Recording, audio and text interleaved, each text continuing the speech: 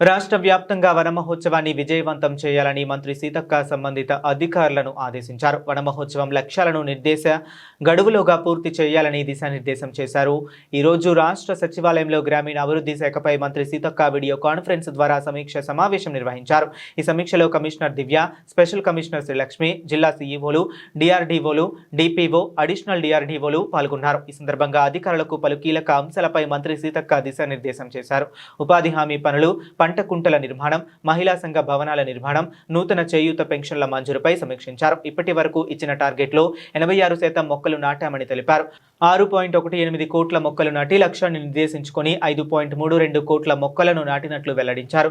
మొక్కలు నాటిన విధంగానే నాటిన మొక్కల వివరాలను ఆన్లైన్లో నమోదు చేయాలని మంత్రి సీతక్క ఆదేశించారు. ప్రతి మొక్కను సంరక్షిస్తూ 100% మనుగడ సాధించాలని చెప్పారు. నాటిన మొక్కలకు క్రమం తప్పకుండా నీటిని అందించాలని సూచించారు. ప్రజాప్రతినిధులు, మహిళా సంఘాలు, విద్యార్థులు, యువతను భాగస్వాములను చేయాలని దిశానిర్దేశం చేశారు. మొక్కలకు రక్షణ కంచెలు తప్పనిసరిగా ఏర్పాటు చేయాలని తెలిపారు. అవెన్యూ ప్లాంటేషన్లో ఫెన్సింగ్ పటిష్టంగా ఉండేలా చూడాలని అన్నారు. ప్రతి గ్రామ పంచాయతీలో రోజుకు కనీసం 60 మంది కూలీలకు ఉపాధి కల్పించాలని తెలిపారు.